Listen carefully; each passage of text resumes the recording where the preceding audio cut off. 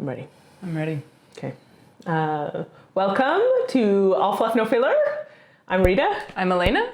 And we're here to talk about knitting. I think, posted sort of recently. Hopefully I edited. It took me a really long time to edit that one, so I think we actually filmed it in like March. It was mid-March because it was right before I left for San Francisco or San Diego, and that was mid-March. Yeah. So it took me a little bit, but I'll edit this one faster. I've been in a funk. Yeah. So, but I'm feeling more motivated. And we got a new camera. You can see our fancy new little mics now. Yeah. We've just been laughing literally this whole time because I don't know anything about cameras. I bought a camera. And, I know even less, actually. and it's a fixed focal length, which I didn't know what that meant. Yeah. Perfect. Yeah. I was like, well, it's called like prime lens or something. I don't know. Anyway, you're giving up the zoom ability for like higher quality. So basically it's like halfway across the room. So it really is so far away. So you can actually see both of us. But we look great. As far as we can tell in the footage, Yeah. we can't tell from here. So Yeah. that's kind of funny. Yeah, I took an SD card from work. So all my Brooks fans will laugh at that. And Dana. But yes, we are on the lands of the Coast Salish peoples, and we're very grateful for the fact that they've been the stewards of this land and that we're able to be here and be at peace and be with the trees and be with the weather. Beautiful day. I know. We've had some beautiful weather. Not to start off talking about the weather like we always do. Yeah, I sometimes edit out our chats. Oh, good. Like Good. the very Perfect. long ones when we've, yeah.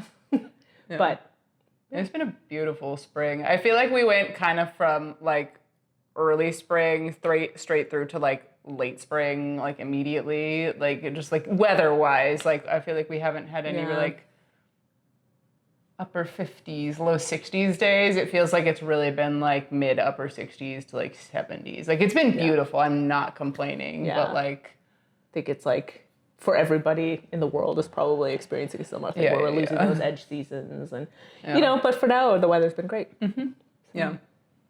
Okay, should we start with what we're wearing? Or should we get our tea? Let's get our tea. Okay. Oh my god, this is so good. Can I try love it? mango. Yeah. Whoa. Right? Okay. It said really blended mango. I didn't know what I expected, but it is, you know, what it says on the label. But like better than that. Okay. Well, I'll start.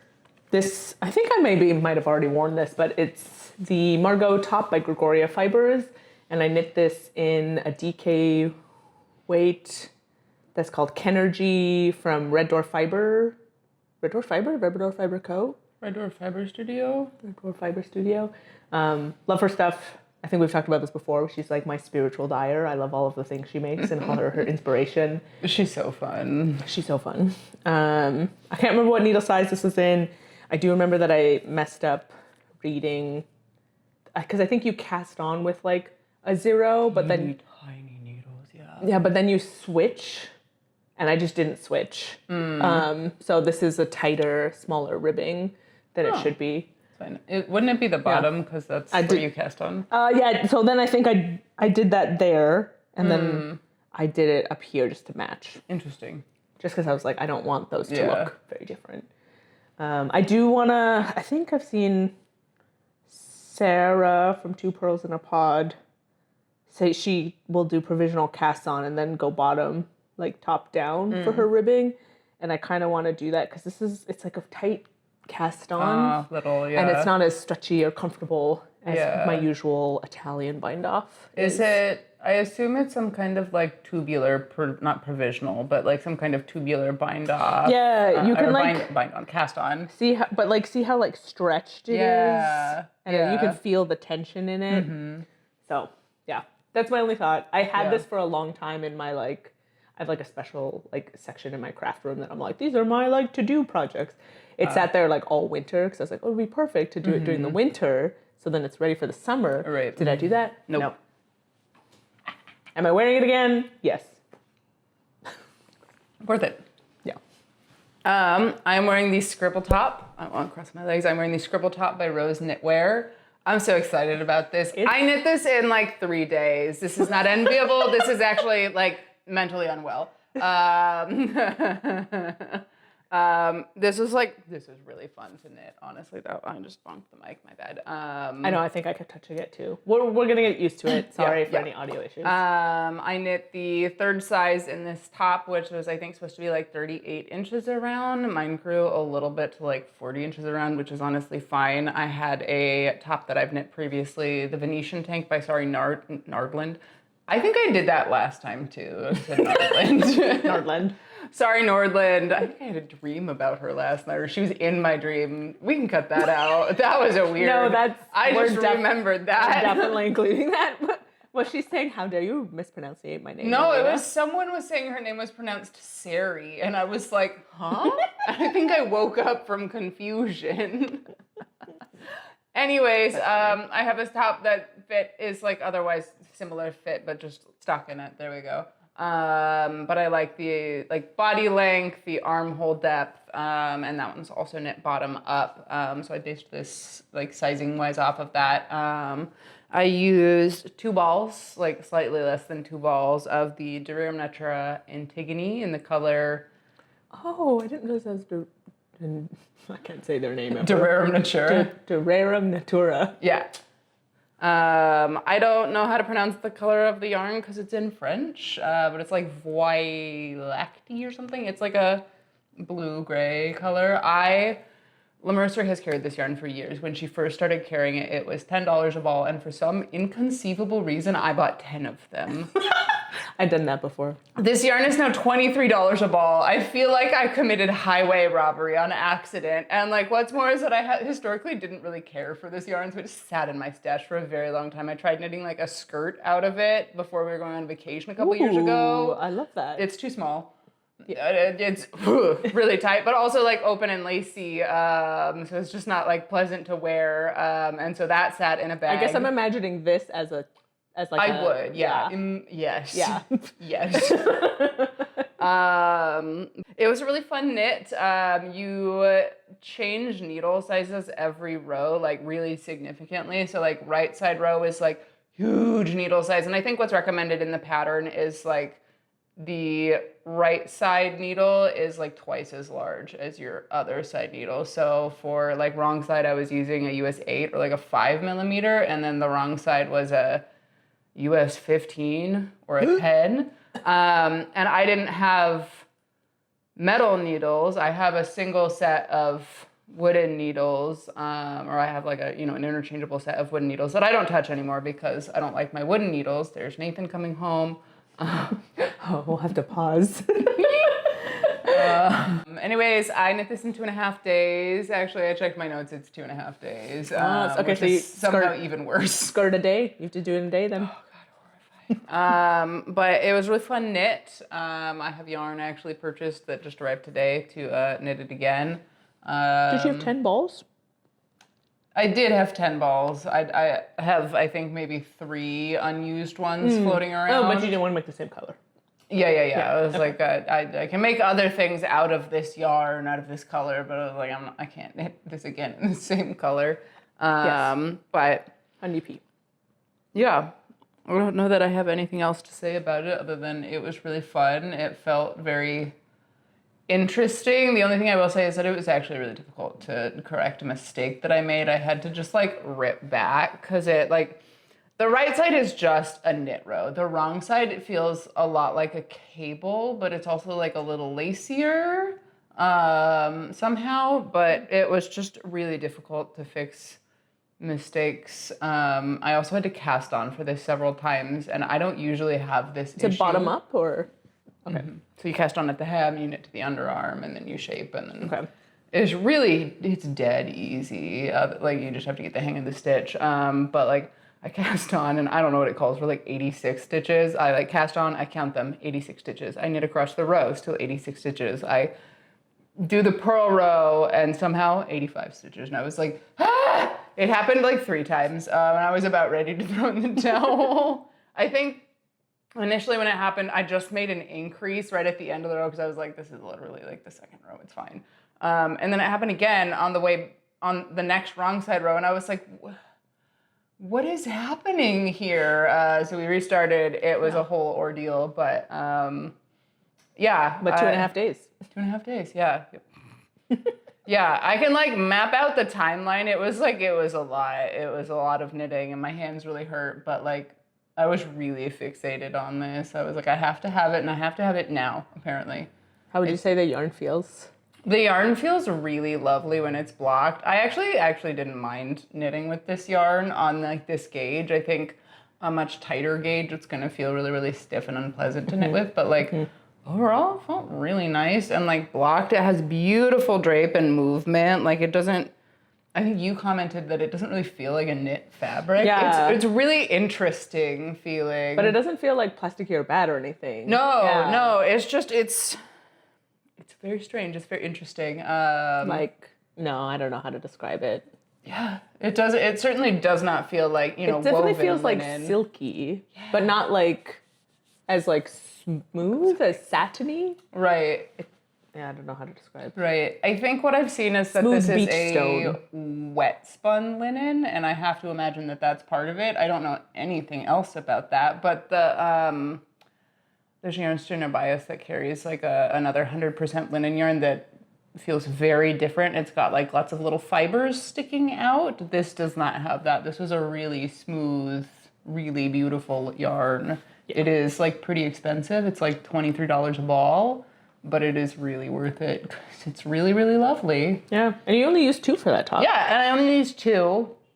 And I did add length, I think both here and here. Goodness gracious, stop bonking the mic. Here and here. So like, it wouldn't have been less than 2, but like I would have used even less if I hadn't added additional length. Mm-hmm. I think the pattern wants it slightly higher up in the armpit, and I don't appreciate that in a top.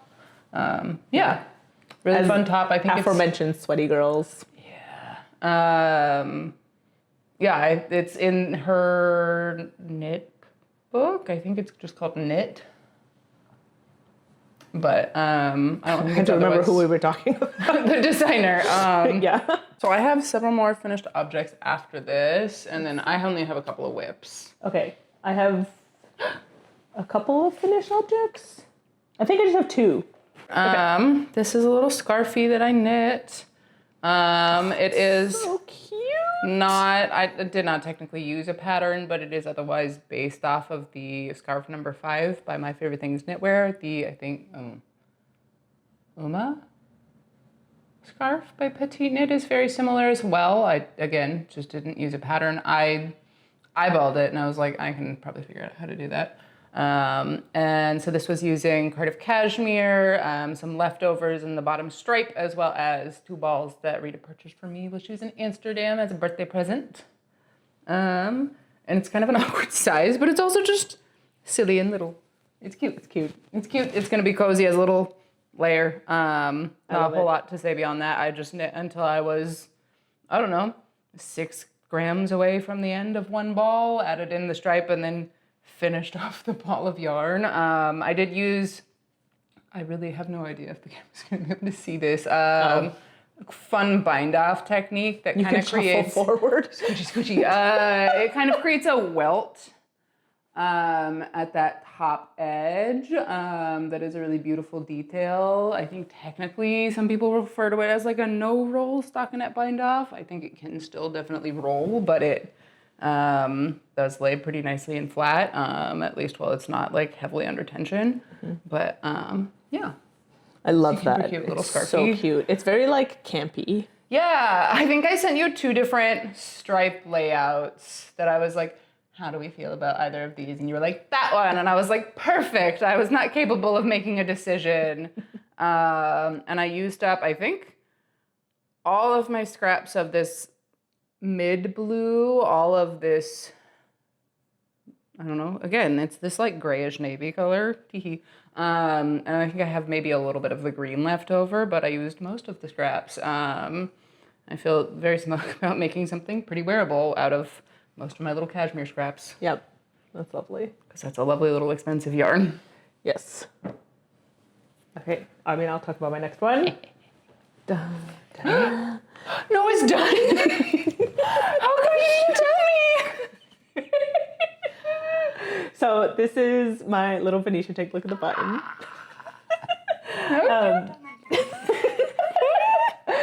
So we we went to the yarn store. You haven't even seen this yarn yet.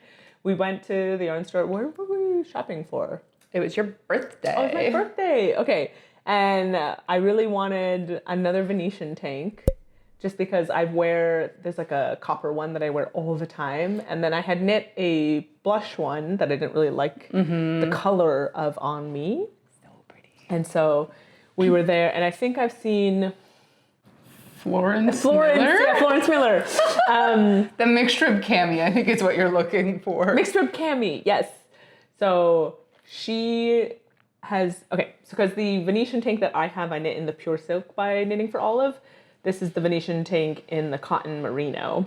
And Also from Knitting for Olive. And so Florence Miller has knit with cotton merino before and says she really likes it as a summer fabric. So I was like, oh, maybe I'll give it a try, even though, yeah, I have only used the Pure Silk. Just because when I went and I looked at the colorways again, Yeah. the Pure Silk doesn't quite as like capture brightness as well. Yeah, it's not quite as poppy. So we'll see how this one works. I'm excited for it. It's like this bright yellow. Nice. I might have to shuffle forward so that you can. You too have to scoochie. Yeah, just gonna, and then it has this cute little button here, which I love. Which we actually bought when we were shopping in New York, and we went to a bunch of button stores. And this was one that I just got that I thought was pretty whimsical. It's so fun. And yeah, and I think it adds a nice subtle little glam to it. I knit this, I believe, as a size 3, which is what I had knit the Pure Silk one at. It is rather form-fitting, but since the Pure Silk one stretched a lot, I wasn't sure how this one was going to go, and I'm okay with it being a little tighter. It is a little short. It's like perfectly cropped on me now. I'm going to wear it and see if I want to extend it at all. It is, I still have plenty of yarn. Yeah. But I'm also okay with this being like a more like cropped tank. And then if I want another one, which I might. Oh, the other modification that I did everything to pattern, but I've noticed on my Pure Silk one, again, it has stretched out a little bit, but this keyhole on the back is very low, and I only wear sports bras, and so it's like it perfectly shows half of my bra band, and like whatever, I just wear it. I'm like, I wear a bra. I'm sorry, like I do it at work. Don't apologize. Yeah, if you can see my bra, like whatever. But I did shorten this one just because it is something that I'm like conscious of, and it like. I'm not worried that I'm like offending someone by them seeing my bra, but it's more just like I don't feel as put together if like half my band is showing and everything else is covered. If that makes sense. If it's like, I don't know. Sometimes I'm like totally like like this is like my bra is showing. Right. This was like an intentional look though. Yeah. I was digging through laundry trying to find this little crop top. Yeah. Right. Whole thing. But yeah. I love it. I haven't worn it yet. Obviously, this is the first time I even showed it to Elena. She didn't even tell me this is done. I know. I wanted one secret. I feel like one secret is fun. But I do want us to mostly share information because who else am I going to tell? Exactly. Yeah. The 12-person knitting group chat. Oh, yeah, that's true. That is wild. Another finished object. This is the Super Basic Tee. Maybe it's the Super Boxy Tee. Super Basic Tee. That sounds right. By ohwhata Knit. I knit this in Deep Stash yarn. It says Purl Soho Cattail Silk in the colorway Flowerfield Charcoal, I think. That sounds right. It'll be on there. I think I knit a size 3 and I used US 2.5 or 3 millimeter needles. I really enjoyed this knit. I'm a crazy person. I love a tiny gauge. This was like a great travel project. I think I took it with me to San Diego and just like knit on sleeves. And that was a nice, I don't know, thing to do in the hotel to like unwind at the end of the night. I've worn it a couple times. I actually would have finished this sooner, except I was recovering from surgery and I had to try it on and I just did not have the energy to like try it on. So it sat unfinished for like an extra 2.5 weeks. My only gripe is not actually with the pattern, but with the me, in that I bungled the hem twice in two different ways. So the pattern is otherwise like a really like basic drop shoulder pattern. The magic I feel is in the like hem treatment. It's like you change needle sizes a couple times, and it makes a really nice flat edge that lies really beautifully. You seam it down, and so I finished the decreases at the edge of the body that's requested, and then like I go to start the hem, and I knit all of the rounds that it wants on the next needle size down. So like if you're knitting like on a US 2.5, you're going down to like a 1.5 and then like a 0 after that, and then you go back up in size on the other side of the hem after purling. I made it all the way through the size 0 rows, which are really hard because that's a really tiny needle size, and the cable on that thing was like really curly. It was just deeply unpleasant. And I go to change to the next, like the last needle size, and I realized that when I had initially changed to needle sizes, I had just changed to the same needle size I'd used for the body, but on a longer cable. So I'd been using like 2.5, like 24-inch needles, and I just changed to a 40-inch cable, also a 2.5s, and I was devastated. And I ripped back that evening because I was like, well, I can't let this lie. I thought about letting it be, and I was like, that'll be fine. And then I was like, no, you're actually gonna be really mad about that. So I ripped back, and I think I was able to like regain all of the progress that I'd made or progress that I'd lost. And I finished the hem the next day. I sew it down, and I realized that I've sewed it just like a row too short. No. So it's like bubbling just a little bit, and I was like, this is fine. This is fine. Thought I could live with it? No. And so I spent another couple of hours, honestly, sewing it back down. It's like not quite a whip stitch, but it feels really similar to whip stitch. I had actually put off sewing down all of the hems for a really long time. They were just like hanging there, bound off, just with like a giant length of yarn attached to them, because I thought it was going to be like not painful, but like really unpleasant as an experience. Like a kind of like a grafted Kitchener row, and instead it's just like a weird little whip stitch. And I was like, oh, this is actually really chill and easy, and it looks really nice. And I put this off for a really long time.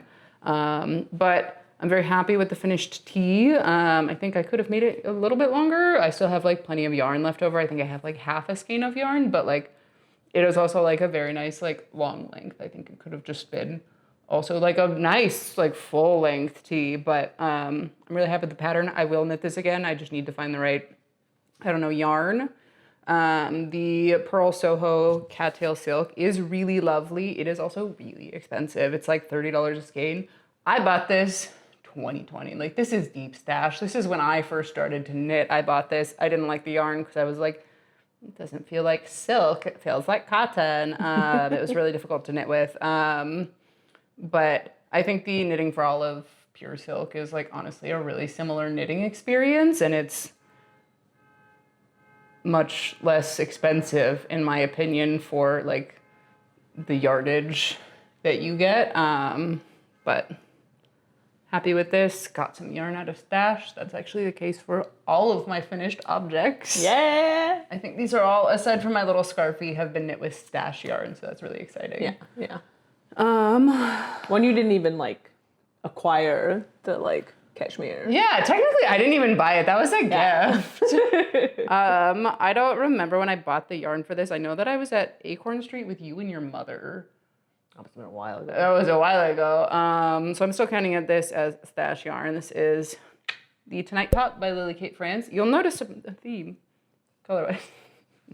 The Tonight Top by Lily Kate France. I cast this on when I was recovering from surgery because I wanted, for some reason, just stockinette back and forth.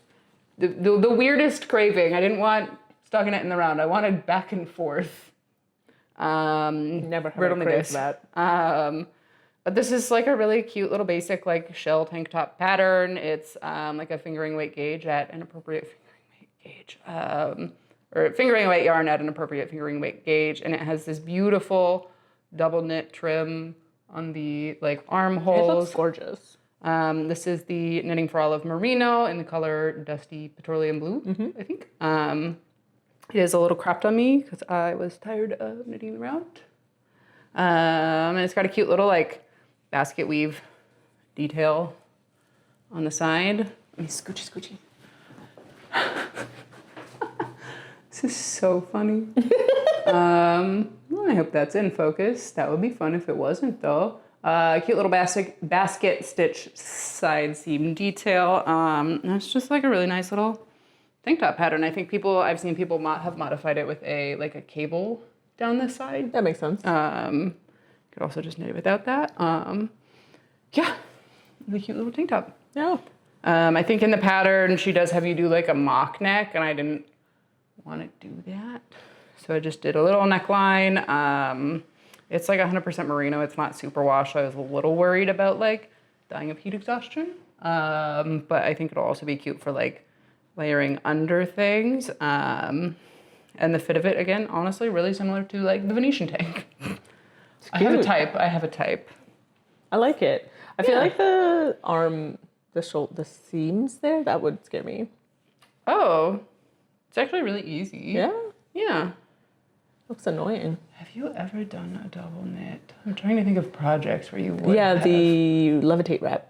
And that took 100 years. It's just like little tiny. It actually goes really fast. I think I knit both of these in like 2 days total. It's really fun, and it's like really nice and polished. You can also just do an I-cord, but it does add like a little bit of width to either side. Yeah, if you want, I like the more look of coverage it. up here. Yeah, so sleek. Yeah, I'm happy with how those turned out. There's also like short rows in the armhole to like help it turn the curve a little nicer. Okay. Yeah. I think it was a well-designed pattern. Okay. I'll talk about my second finished object, which is my last one. She was dry. I put a fan on her so she could finish. I've been calling this my chocolate matcha jumper. This is a pattern by Vert Knits, and I've knit it in Kiddo from the Lamb Kid. It's like nylon and wool and like dark chocolate or something. And then I got the mohair from La Mercerie, which is knitting for Olive, and it's just is it soft silk mohair? I feel like the color is also called chocolate. Yeah, that sounds about right. In chocolate. Super chocolate. Dark chocolate matcha. Or something. Which is really funny because actually we were in the car with your sibling and I was mentioning that I was going to bring my chocolate matcha. And when I got in the car, they were like, what did you drink? I was like, what are you talking about? So I am really happy with how it looks. I did somehow, unfortunately, mess up on the sleeves, where one is longer than the other in both.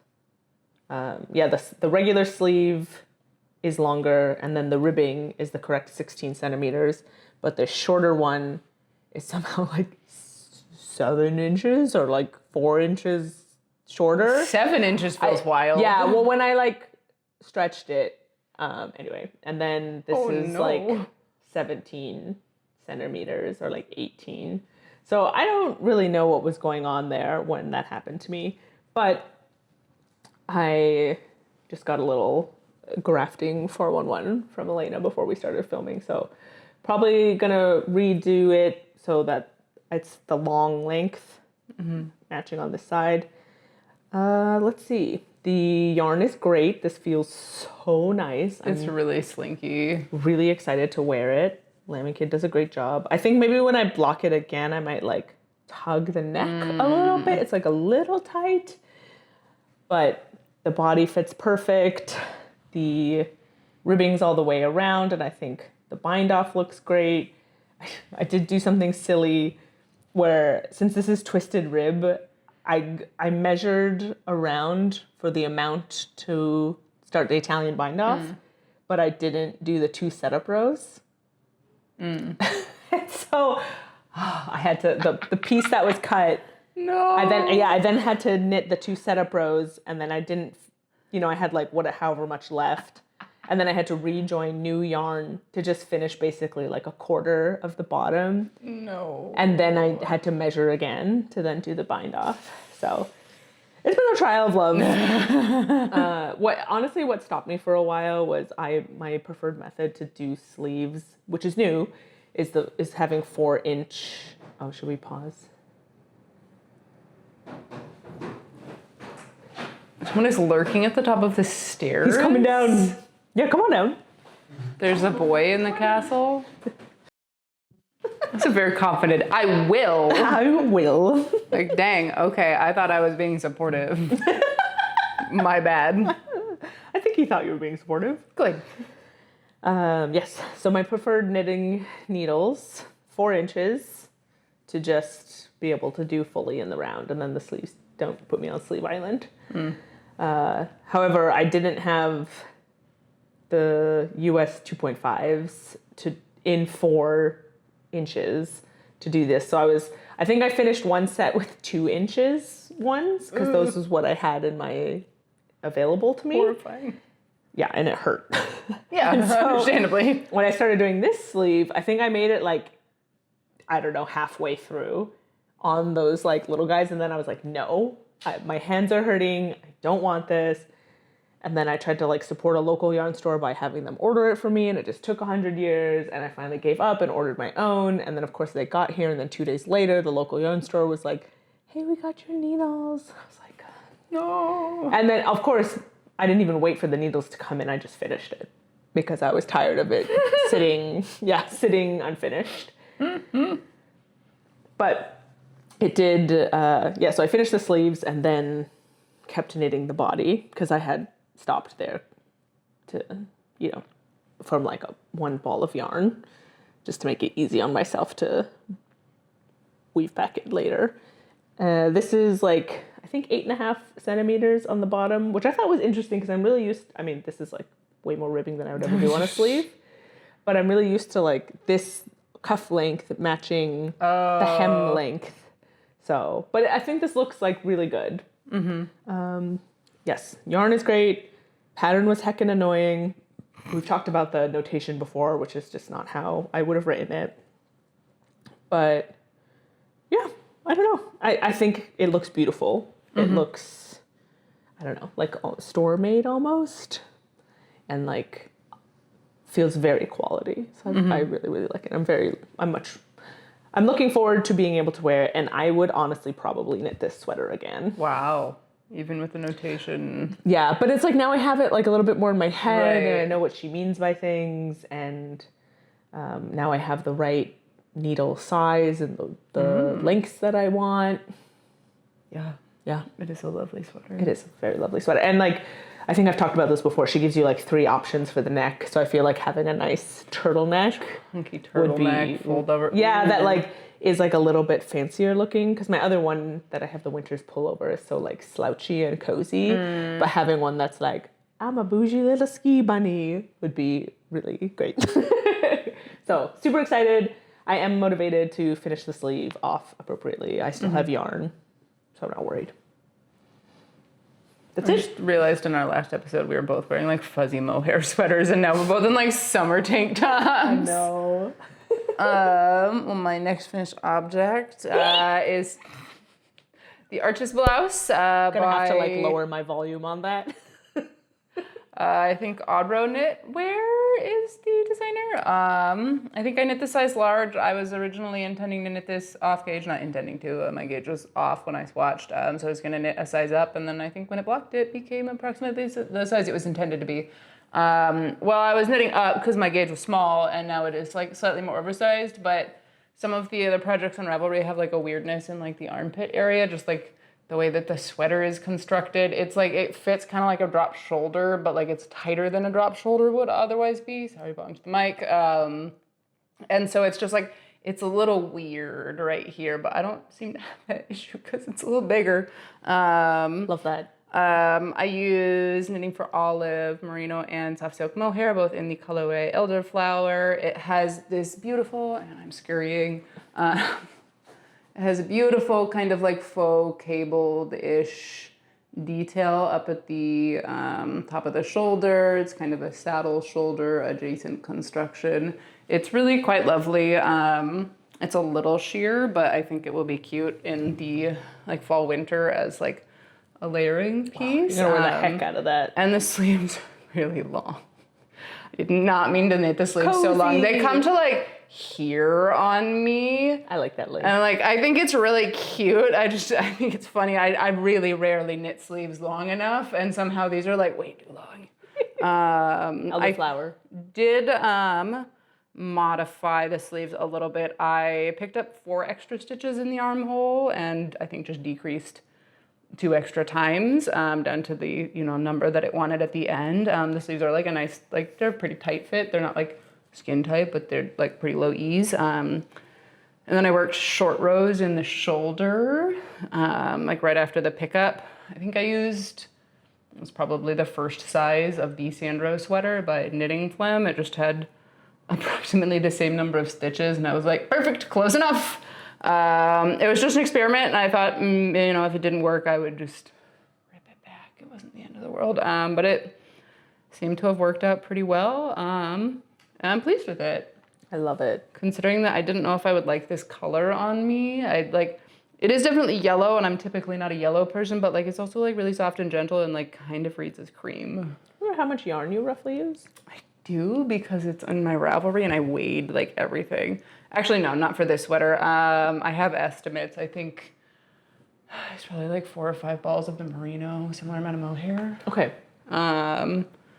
Yeah, cute little project. Just because I was thinking about, we only bought enough to do that t-shirt in the London fog, but I was like, that would look really nice. Ooh. But I don't think I have enough yarn, because I only have 3 skeins. I am sure that I can find my leftovers floating around somewhere. I don't know how much I have, but I feel like it's at least half a skein. And yeah, we did order them together, so. Yeah. Okay. Somewhere floating around, I can probably find it. That would be fabulous. That would be, really that would be such, ooh, so pretty. And then my last finished object is also a secret from Rita. This is the Darcy Cape by LeKnit. I actually have knit this for my mother-in-law. I bought this yarn a while ago and was just like, I love this color. It arrived. It's, I think, a slightly more yellow toned green than I thought it was going to be. I gotta put it on. That's fair. Sorry for the mic. It doesn't fit me quite right in the shoulders. Actually, it's, I think, a little bit too wide in the shoulders, which is fine because I think she's a little wider across in the shoulders than I am. I knit the size. Do I look amazing or do I look amazing? So lovely. You can give us a little, waddle up there. Can you? I have to like crouch so you guys can see me. Whoosh. Oh, with your hair stuck in the neck, perfect. I knit the size extra large. I used size 6 or US size 6 for the main stockinette fabric. So soft. It is really soft. The ribbings are 4, and then I think the neck also uses a 2.5.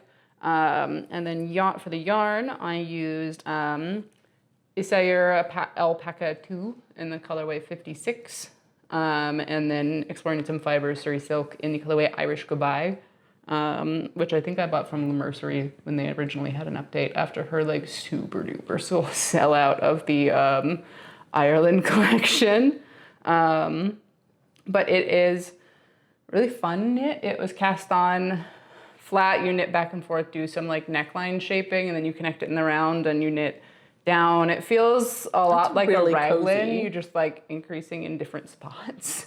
The only thing I didn't really super love actually was knitting the body panels because it's just a lot of weight hanging from the needles. And I also don't like going back and forth. I don't mind knitting flat. It was so much weight hanging off of the needles. And I had to alternate skeins knitting flat, which is like fine when I'm knitting in the round, but when I'm knitting flat and I'm using 2 yarns held together, so I have 4 balls of yarn attached to my project, I was like, I can go nowhere with this. I had a basket and I just turned it every single time I changed rows. Slightly annoying. So happy to be done with this. I'm excited to give it to my mother-in-law. I'm glad that, it'll be just in time for swamp weather in basically DC, because she lives on the East Coast. So I don't know if I'm gonna mail this to her immediately because she's already had her birthday. We just had Mother's Day, and she's not gonna be able to wear it until the fall at the earliest. But I do still have, I think, a little bit of both the yarns left over. I think I have 2 skeins of the Isager yarn, and then, well, I have like half a skein of the Suri left over. I don't know where. I have a picture. I have 5 of them somewhere. I don't know where the 5th one is. Somewhere it's missing. I'm pretty good about tracking when I've used yarn if it's in my stash on Ravelry, and I don't know where this 5th skein of yarn is. And I was really worried I was gonna run out. I was not in danger of running out. I still have like 50% of a skein of yarn left. And I was like, oh, interesting. Oh, I'm fine. I was not in danger of running out of her, but that's partially why I knit it so fast, just because I wanted to know if I was gonna run out. I couldn't have done anything, but would have been nice to know. Yep. But fabric is lovely. I didn't like knitting with the Suri. I don't think I like Suri that much. Oh. It just feels like, maybe it's more like knitting with boucle. I just feel like it's so sticky. Oh, yeah, like sometimes. catches. Yeah. And I did have to frog a little bit. So the first skein of Suri got me through the entirety of the yoke until the split. And then I think you can probably see it on camera. It's like right here-ish, right under the underarm, where I initially started with a different skein, and it just pooled really strangely. I can show you a picture, but it just like, it was very blocky. It was like a block of white, or like a whiter green, and then like a block of not. It was very strange, and I was like, I hate this. I had to frog back like 20 rows. I was really mad about it, but I didn't frog all the way back. You can still see a little bit of it, and it's on the back, and I think it'll be fine. And there was, I think, similarly, a spot on the front that I felt like didn't quite have as much of the white, and I was thinking about going in and duplicate stitching. I think maybe it was like here-ish, but I think in the grand scheme of it, I don't think it's really that noticeable. But I'm happy to have this yarn out of stash. Kicked another like nine skeins of yarn out of stash. Yeah, get out of here. I'm feeling very smug about that. And I had this just random little voice in my head that was like, that needs to be done by this weekend. And I was like, okay, knitting away. You're like, okay, knitting gremlin, I will. You're right, I do want that to be done by this weekend. Yeah, sometimes that happens to me too. I mean, that's sort of what happened with the matcha. I was like, I'm gonna wait. It's fine. Don't hurt your hands. This will not live to see the weekend. Yeah, and it's like, nope. That's happened to me a couple of times. It was like, okay, I trust you. Knitting gremlin in my brain. That's putting on my... Okay. And then we have whips. I have 4. Oh, I have 2. Okay, well, I'll start then. You outpace me. Yay. I have one, obviously, here that I'm knitting on right now, sock. This was going to be, this is like backup travel project. I have like a second travel project but sock's so small, so portable. This is just a vanilla sock, nothing special going on here. 64 stitches, 0 needles, like I usually do. This is like stained glass that you gave me. Yeah, it's like a leftover. Stained glass. It's from Scranton Stitcher. I think it might have been like a Le Mercerie Year of Socks colorway, because I also knit a pair of socks with it. Yeah. We were whale watching. That's where I was knitting those socks. Oh. I have grabbed some scrapped pieces from my little box that I have. It's going to be purple here. I actually don't think it's sitting here. I think it's over on my desk over there, but it's like kind of a buttery yellow, like more like white, between white and yellow, that I'm planning on doing for the toe, and then I'm going to do the opposite on the other one. I am running really low on this purple, so hopefully I have enough for the toe on the other sock, but this is the first one. I actually am really liking how this is appearing. I remember you being enamored with it. Yeah. And they somehow did a really good job with it being super colorful, but it's not pooling. It doesn't. Yeah. I don't know. It's something like pretty magical about how it ended up. So I'm pleased. Yeah. Especially because I recently did like a de-stash of I have kept like all of my sock scrap pieces just because I was like, you never know when you want to play with them or whatever. And then I finally was like, my sock bin was just like really full of scraps, and some were scraps that it's like, maybe I didn't enjoy knitting with that yarn, or like maybe I don't really like the color of it, but I had done it anyway. And so like I kind of like pulled all of that stuff out, and like now it feels like truly like a palette of colors that I'm excited about. And this was one that I was like, oh, well, I've like seen how it knits up, so like, do I need to keep that? I'm glad I kept it. Yay! Yeah, I remember really liking that yarn when I worked with it. I think she dyes beautiful yarn. Yeah. I think she also lovely. just moved to Tacoma recently, and so She she's could no be longer in Scranton, Pennsylvania. I think that's where that is. I don't know. She just moved to Tacoma, if I recall, which is exciting. She could be a friend. She could be our friend. Although Tacoma's kind of far away, It is, yeah. but it's cute. Stinky. They have that glass museum, which I've always wanted to go visit. We can go to the glass museum. Okay. Okay. One quick little whip, not a whole lot to show, is, you guessed it, a jaunty. I haven't made that much progress on it because I'm using my 2.5's 24-inch cable, and I just feel like it's so short or something. I can't quite figure out what's like feeling off about it. But this is Explore Knit's Earthy Sock in the colorway Story Weave, which was some kind of solstice week yarn. It was a variegated colorway. It's really, really lovely, and it's kind of melty on this. We spray back up. On this earthy sock base. I don't know that the camera is really picking up any of the nuances of the color, but it's really, really lovely.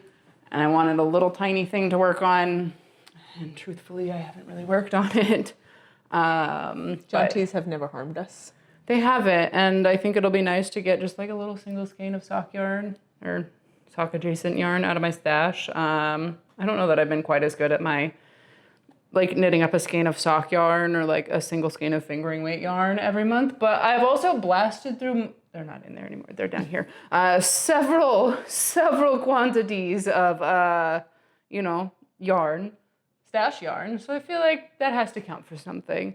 And this is also my own arbitrary rules, so I think I have succeeded in other ways. Yes. Anyways. I love it.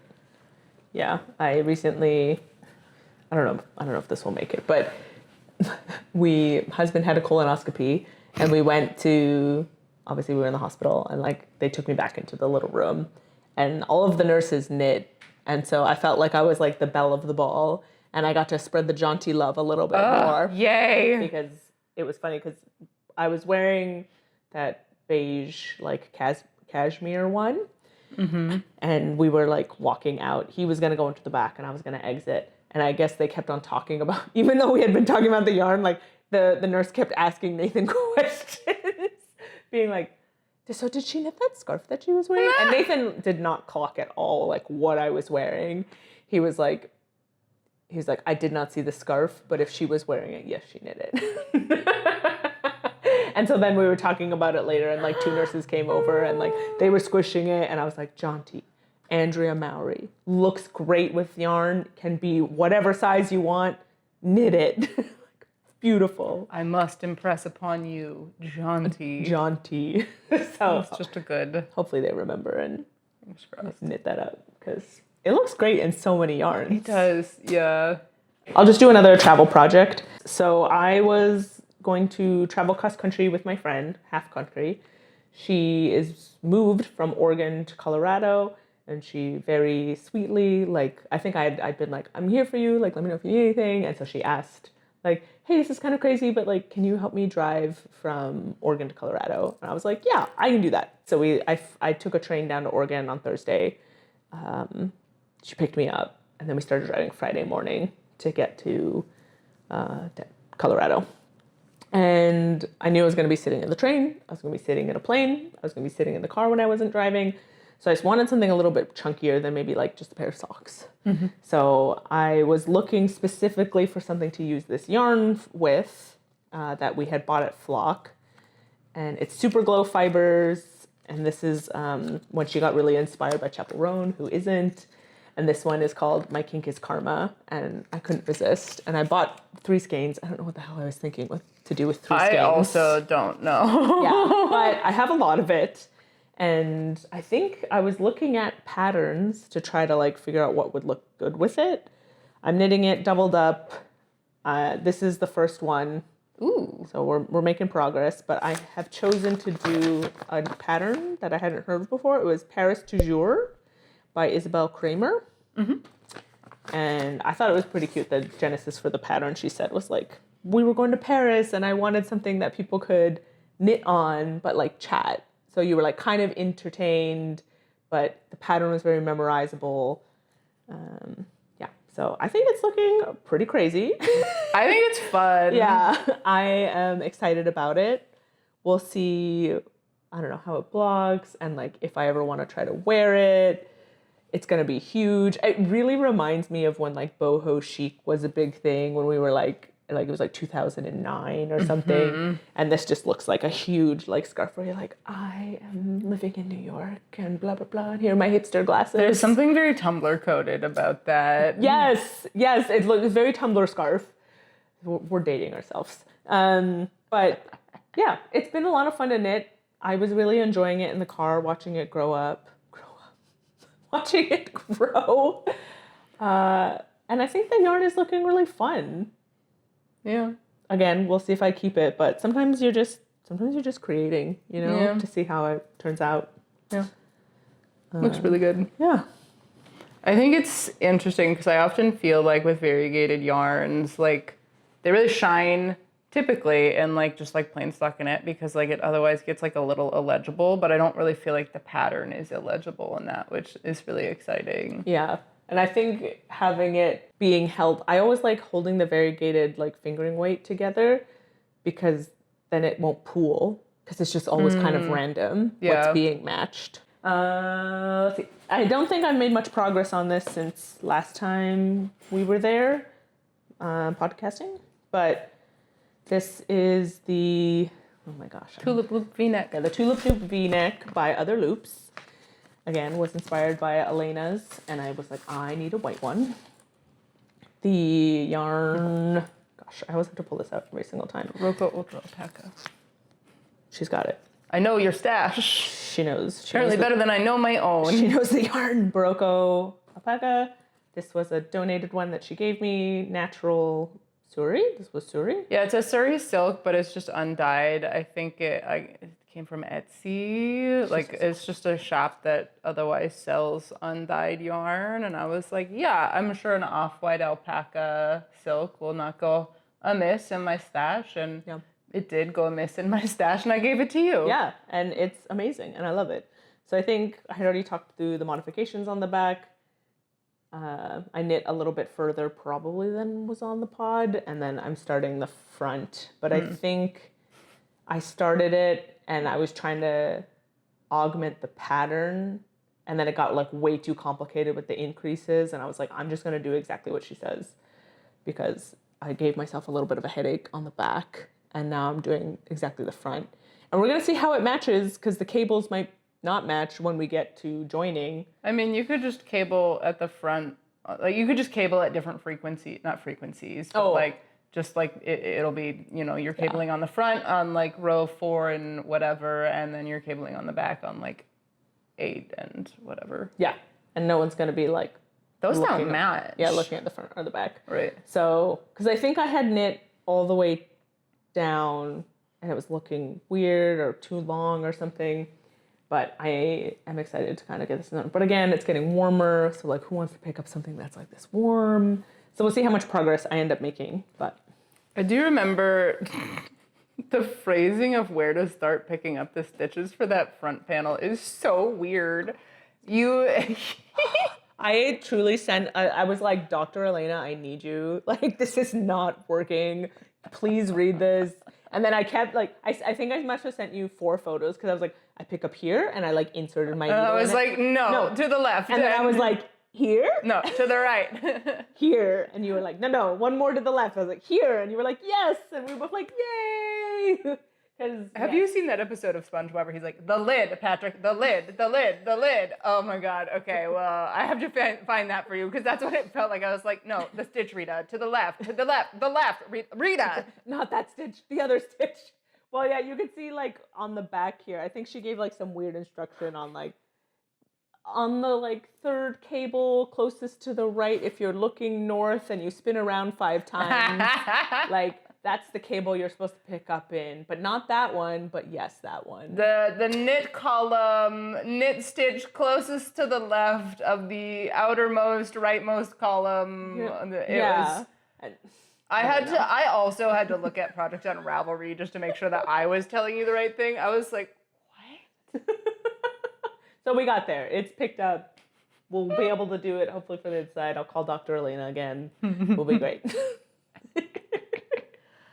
My last whip is the Redmond hoodie. There we go. By Hannah Masuska. I don't know how to pronounce it. There's a lot of letters and... You don't have the pattern printed? No, oh, okay. No, I just do it on my phone. Actually, no, I do have the pattern printed out. I just, I'm just doing like every other row raglan increases, so I don't need it right now.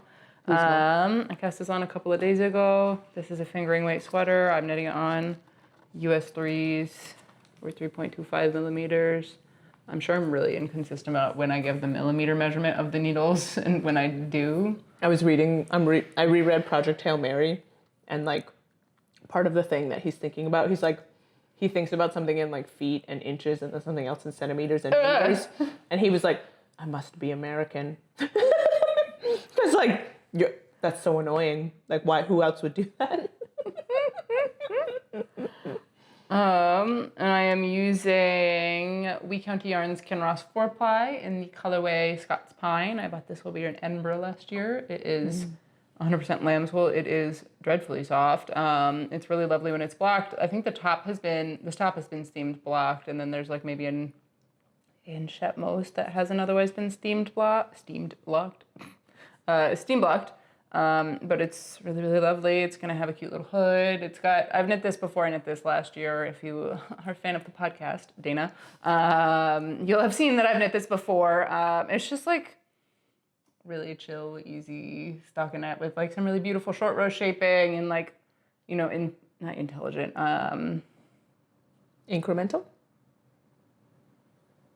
The word is already gone from my head, but it starts with an IN. Intentional.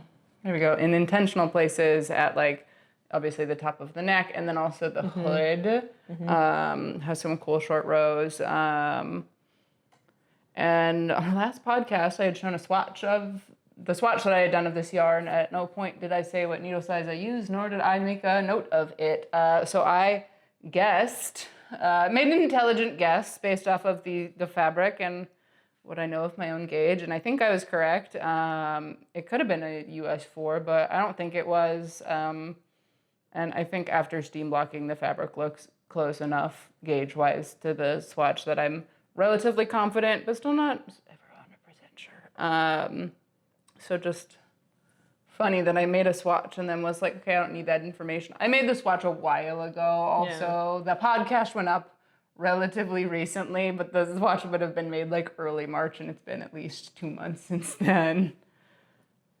But I cast this on because I wanted to have, I don't know, something easy to work on for knit night that we were having the other night. It certainly fit the bill. I am hoping to be done with the yoke in time to just be like knitting easy on the body for our trip to Denver.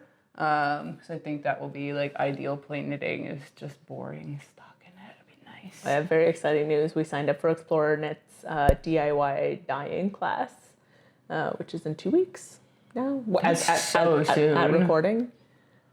Yeah, I'm really excited. I think she finally sent out an email today being like, fill out the sheet and join the Discord. And I don't know, I'm super excited. I picked the 6 skein option to dye. I also did, yeah. Yeah, because I was like, I know I should probably only have 3 given my yarn stash, but also I know I'm going to be in there and everyone's going to be dyeing everything. There's going to be so many color options. I was like, if I don't have more than 3 to dye, I'll be sad. But 9 felt like... 9 feels like a lot of yarn, especially if I can't like mix bases. Like there was no option to like, at least on the survey that they sent. Yeah. But like, yeah, if I could mix bases and palettes, sure. But Oh, you had to pick a single palette. I haven't opened the Google Doc yet. yeah, you pick the bases of 4 options, and then you pick the palette you want. I think I'm gonna do Rocky's DK. And my plan is DK. Yeah, so my plan is to again, I've mentioned them on the podcast. We are only friends who are having children. Have 2 daughters. Their colors are like lilac and lavender, and then like some other additional color like a burgundy or like a hunter green or something. And so I'd like to do something that feels like at least adjacent to that lavender color. And then I think a DK, 6 skeins of a DK will be fine. I think if I have 6 skeins of a fingering weight, we're going to end up with quite a lot of yarn left over. And I think I might... Anyways, my plan is to dye yarn and use it to knit little baby sweaters. That'll be like extra special for them. I love that. That's so thoughtful.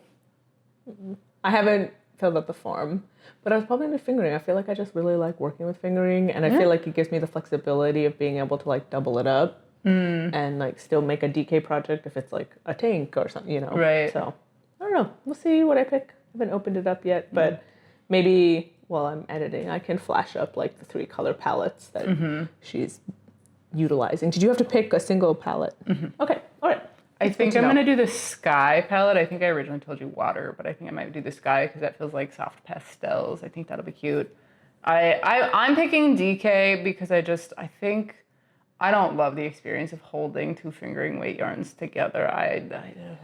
It's not my favorite experience. I'm also generally a really tight knitter, but yeah, I think, and then I'll have some left over, and I feel like a jaunty, like a nice squashy jaunty out of a DK. I love that. Oh, and then you'll match them? Exactly. So or I give that to the mom, who knows? Oh, yeah. She'll have a cozy little scarfie. That matches her. Oh. And then if there's enough left over, I can knit Dad a hat. I don't know if he would wear it, but... He would if he was going to match everybody. He would, yeah. Yeah, love that. Okay, so that, I guess, was sort of acquisitions. We have one more acquisitions of the future. I have one more whip. I'll go through it kind of quickly. This is the Grandmacore Hood by Kutivakika or Veronica Lindberg. I have just started it. I was knitting on this for Knit Night and having a bit of a problem, honestly, with how it was written. And then, of course, once we solved it, I got home and I tried to do the first chart. Like, you do like row 3 and all of the charts as like continuing, and you're going to do that like how many number of times it calls for. I did that first like 2 rows like 4 or 6 times because like the counts kept being off. I didn't know what was going on. Whatever. I basically had, even though I picked up what looked like every stitch, it still wasn't the right number. And so I've had to like add an increase on the wrong side to like bring an extra stitch in there. But now the numbers are working out and it's just flowing. So it's fine. I'm excited about it. Yay. Friends of the pod might recognize this yarn. I tried to make a tank top that didn't work out. And then I was like, let me try another one. I tried another tank top. I don't know what I was thinking. It didn't work the first time. Why would I try a second tank top? But basically, I was constrained by how much yardage I had. But I think it's meant to be something warmer. Like, this would be a very warm and weird tank top. So I'm excited for it to be the little Grandmacore Hood. And I was actually pretty inspired because I went skiing and somebody was wearing like a giant hood over their helmet and they looked so cool. It was like a crocheted one. I don't think this is going to fit over my helmet. Yeah. And I don't want it to fit over my helmet because I would like to wear this regularly. But yeah, so that's going on there. Yay. Yay. Those are all my whips. Yeah, but I'm glad that we figured that out. That looks really, really good. I know. I'm excited. I think it was telling me correctly that it didn't want to be a tank top. Yeah. And we landed on the right thing. Sometimes the yarn has to tell you what it wants to be. Yeah. Unfortunately, that's not what we picked out for it, but now I can find some cute, like, red, more summery textured yarn and, like, actually make a tank top. Yeah, yeah. I think you might have also some yarn left over from that, so you could make a little matching like hand warmers or like a hat. Like I think that would be nice to have like a little jaunty, little tiny neck scarf. I do have all of the weird snaps left over from the 2 ill-fated tank tops. And I was tempted to just throw them out because I was so mad. But I just shoved them in like a little bag. And I was like, you're going to be so mad if you need like a little bit of yardage and you've just thrown it out in a fit of rage. Yeah. You're going to get even more mad. Like, don't do that to yourself. Just put it in a bag and deal with it. Well, I'm sure the hood has like an I-cord tie. So I'm sure one of those will be like the perfect length. Yeah, that's what I was thinking. You can borrow my little I-cord maker. Oh, I've never tried one of those. Oh, it's really nice. When I had to do the I-cord for my first Redmond, like 20 minutes. It's so fast. Okay. It's just like 3 little latch hooks and you're just, it's so speedy. Theoretically, you can use it to do an I-cord like bind off on like an actual object, but I don't know, I feel nervous about doing that. And I don't mind doing an I-cord bind off. Yeah, I haven't tried for really... the baby blanket. Yeah, that's what I was just thinking. Yeah. Okay, acquisitions. I have a lot. She was very rude and was like, oh no, I forgot my yarn at home, so I'm just going to look like the pig. It was only 2 skeins of a DK weight yarn that I forgot at home. My bad. Yeah. Well, it would have helped me out a little bit. Well, at my home, I can send a picture to Rita, is 2 skeins of Explore Knit's Earthy Decay in 2 different Wicked colorways that I do not remember the names of. They're both tonals. One is a like light blue, one is a light purple. I have 3 skeins of a different Explore Knit's Earthy Decay colorway that I was like, I'm just going to knit a tube scarf. I cast on and started the tube scarf, and I was like, I'm hating this experience. But it's like a weird enough amount that like I could probably knit a vest, but I don't really wear vests. But like I don't know what else to do with it. And now I have these 2 additional DK weights. So that's fun. Yeah, all right. We're all Maybe there'll be hats, who knows? I tried to knit a jaunty out of that and was like, this is like really tight to knit. And then like it just felt like too dense. I got like 50% of the way through one of the skeins and I was like, I think I'm dying. And I'm dreading this experience, so I think it's better if I just frog it and find something else. Yeah, that makes sense. Okay, so Elena will help me hold these. Oh, okay. Friend of Nathan's and me is having a baby, and I wanted to make our usual Vertices Unite blanket. We went to the store. The brief was green and bright colors. So I think we did pretty good. It's giving Lisa Frank baby, and I'm really excited about it. Yeah, and I think we said that about a previous blanket, and then also somehow this is even more Lisa Frank. I'm very into it. So we have Avo and Fly. This is Dusk, Potluck 2, pink, and this is upside down, Lemonade. So yeah, I'm excited to see how these all... I wanted to wind it up right away, but I knew we were going to film soon, and it's just easier to show off what the colors look like. But now you can start. But now I can start. It's so pretty. We must have sounded like crazy people. We roll up to Tea Cozy. It's like 3:45. They close at 4. And like maybe it's like 3:30. We're like pulling colorways. We're running between like DK weight and fingering weight. And like there's other people. A gal comes in with her boyfriend, and I'm talking about things like, well, I think this like dusk colorway that like, you know, desaturated like winey color was wine -E-Y. Not like it's whiny. The wine adjacent colorway, I was like, it's kind of desaturated. It's nice. It's going to give the eye a place to rest. I must have sounded so just up my own ass. Like hoity-toity art school. Like, oh yeah. It's so funny. I feel like I was like talking about a variegated green that I really liked, but with everything else it wasn't working, and I made all the associates laugh because I was like, it's giving broccoli stuck in teeth. Just like, this isn't right. It was like very Seahawks, actually. I think it was just, I don't know, cooler toned. Yeah, it didn't match. Yeah, we were looking for, I think, something actually pretty close to this, and it just wasn't available. Right. But yeah, because I think this one, the Fly, has like really neon-y pieces, which we wanted. But they didn't have anything like that. Yeah. So, and all the other green colors weren't right. But I do really like where we landed. It looks great. And I brought home 6 skeins and called Nathan, because obviously this is his friend, so I wanted him to be involved. And I brought home 6 and was like, okay, which ones do you like? And we nixed like a really neon-y bright pink. Bright magenta, fuchsia color. So, yeah, I'm happy that he had some. He nixed the cheapest yarn. Yeah, of course. And then I was like, oh, you are so bougie. And he was like, yeah, put that on me. I was like, yeah, I will. Yeah, actually. If I can take this moment, I will. You have more? Oh, okay. Yeah. So these were both acquisitions from local yarn store day. Tea Cozy typically does like a big like clear out sale of a bunch of different yarns. So she had like Lobby Anime at like deep discount. And she had a bucket of Isager Jensen. So I have 4 of these. I just didn't bring all 4 of them because it makes no sense for me to bring all 4 of them over to Rita's house. All over.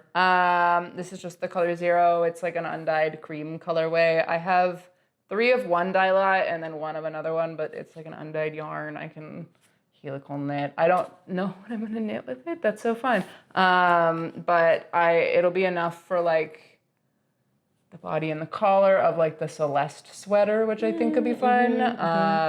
Or I can also just buy more of it and helical knit that in. It was on like, it was like 50% off. This is like a $30 skein of yarn in the US and I got it for $50 and I got 4 for $60, which is wild. I've purchased this from Garntopia, which I will always forget where it's located. I believe it's in Oslo, Norway. And it is much less expensive historically to purchase this from overseas. Not anymore.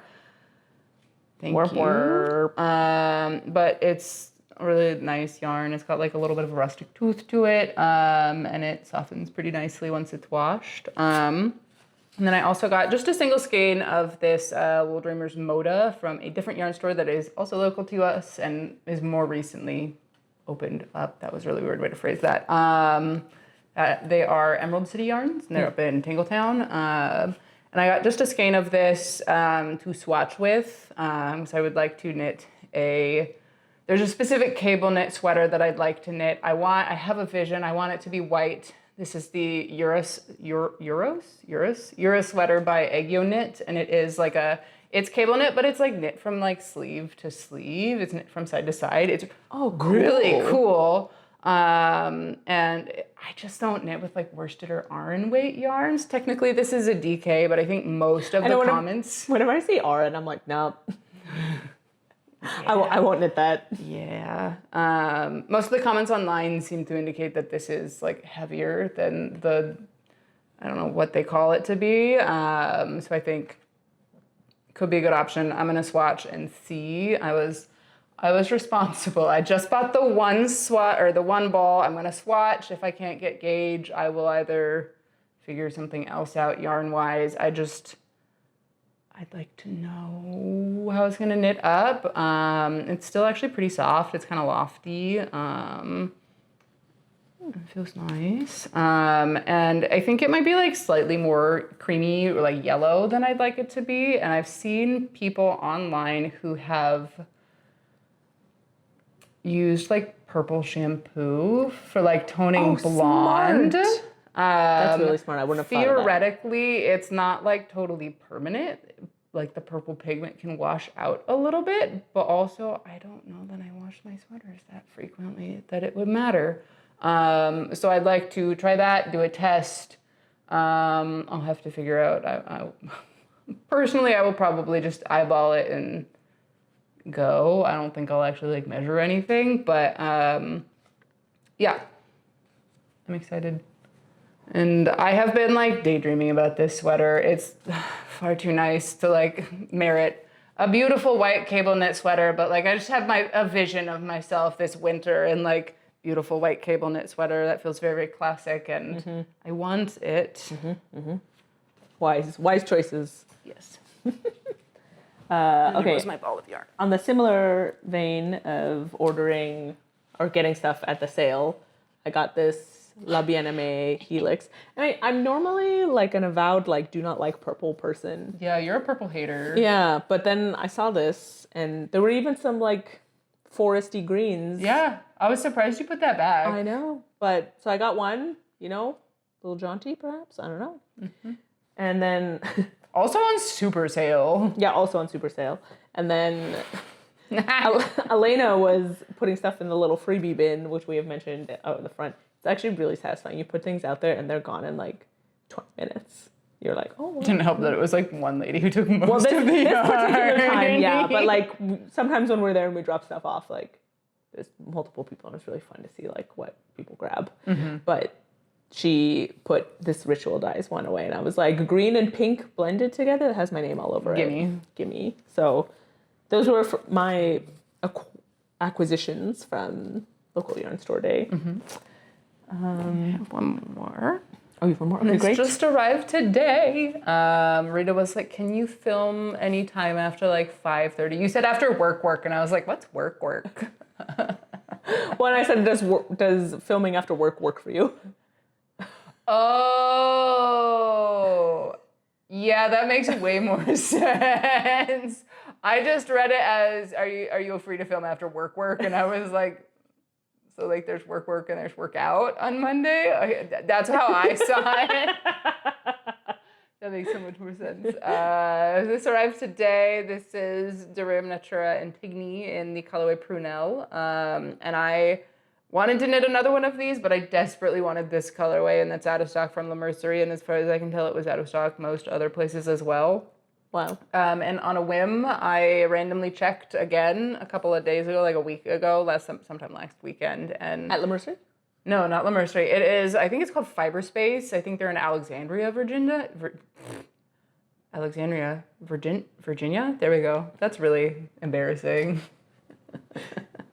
The longer I record, the more tired I get and the less eloquent I am. They had like, I don't know, 8 skeins, and I was like, you're going to be super reasonable and only buy 2, not all 8 for some reason. Yeah. And they just arrived today, and I'm really excited. I also ordered, they're not here yet for some reason. They were routed to like, they're in Seattle, and then the package was rerouted to Kirkland today for some bizarre reason. But I also ordered a set of Xiaogu Nito tips in the US 15 size, and I ordered a needle cable adapter for like the small to large size, because Xiaogu has like the small tips which fit onto like a certain size of cable, and then the large needle tips which have like a larger connector. So theoretically the adapter should make it so that I can do like a 15 on one side and an 8 on the other, because when I was knitting this, it was like I had one set of 8s and then another loose set of 15s, and it was not fun, and it kind of slowed me down. And I think if I could just zip back and forth, we would be more in business than 2.5 days, which is obviously really fast to begin with. But yeah, I mean, it'd be less annoyance, which is very important. That's important to me, yeah. And it's just like this really lovely like purpley brown color that I think is going to be really, really fun while we're traveling, because I'd like to have this done in time for Spain this summer. That's great. Okay, and then this was my wicked order. Dun, dun, dun. I got a sweater quantities of this. This is Don't Lose Sight of Who You Are, Earthy Decay. That is the most Rita color. I love it. I remember us being in the little computer room while the Super Bowl was happening. Yeah. And we're like sitting in the dark scrolling. Clearly, Allie does not watch football, because like, how dare she do that while the Super Bowl is going Well, the on? Seahawks were playing. It's just rude. Yeah, I know. We won, by the way. I'm sure you didn't hear. Yeah, so I think I have 6 of these. Sounds all right. I was thinking about maybe a dad sweater. I don't know. I love it. I love it. It's a very like mossy green. She does good greens. She's a forest lady. She knows. And then these were single skeins that I got. This is a tweed sock. My future is unlimited. And then Was I Really Seeking Good or Just Seeking Attention? And I got this in Denali sock. And I already said this was tweed. But this was like very similar. I think it was like slightly more blue that you gave me as a leftover, and I've made a pair of socks with a tweed. I just love how it knits up, and I want like at least 50 more pairs of like tweed sock. So that's Perfect. what that's for. And then this was a whim, but I love your bib. I'm really sad that I see this in person and I don't have it. And I don't know what I want to do with it, but I was just looking at it. I was like, that just is really gorgeous. So yeah, I think those are all my acquisitions via yarn. I think this was like a new project bag that I also got on Local Yarn Store Day. Local Yarn Store Day. I think it like had some imperfections. You can kind of see like this was here. It was really squashed and sad. I think it might have been shoved in a corner. But these bags are very expensive, and I think this was like 50% off. And I've been wanting one for a while. And I actually really like how it holds. Yeah. It has a ton of pockets. It is in my like favorite leather color. Mm-hmm. So yay! I think that's it. I have swatches from my machine knitting class. Oh, okay. Yeah. This Saturday was the second of my pair of beginner machine knitting classes. This was at the Seattle Knitting Lab in Ballard. She's like really brand new studio. So she used to do classes out of Wool Friends, also in Ballard. And it sounds like Wool Friends does a lot of different classes. I think they're mostly a classroom space, but they also sell cone yarn there. But they do like weaving and sewing and spinning, and they were doing That's like a craft maker space. You can like get a membership. Yeah, you can get a membership, and you can like go on like open studio hour days and just like be there. And so like you have the opportunity to work with the equipment when it's otherwise like kind of expensive to like, you know, get it yourself. So she used to do classes out of there, and it sounds like there was just too much going on schedule-wise. Like, nothing wrong with Wool Friends. It was just like they couldn't fit classes into the schedule. And so I had happened to check Wool Friends, and I saw that they were advertising a beginner machine knitting class, but it was pushing you to her website. So I just booked through her website. And we were like, I think the second ever beginning class. There's, I think, 5 machines in there. It's a class of 4. So she has one to demo on. It was really, really fun. Just bumped the mic again. I'm sorry. It was really, really fun. I say this not to be like an asshole about it, but like it was really fun not to be like really good at something or to be like not great at something to start off with. I was having trouble with one of the cones. It kept breaking on me, and so we swapped, and it was no longer an issue. But it was really fun. It was kind of exciting to go into it with a knowledge of like the fabric, the knit fabric, but like it's constructed in a very different way. It's also very similar, but like you're looking at the purl side, so you're like, I sure hope this is going correctly. So I have a couple swatches. The first day it was mostly like learning to cast on, and then some basic increases and decreases, and then a cast off, and then we did a little bit of stripes, my little guy. And then day 2 was all the yarn there? You just got to pick whatever you wanted? Mm-hmm. It was very exciting. Cool. And then the second day was more increases and decreases, or mostly decreases, and then like increasing and decreasing mid-row. This is another practice swatch.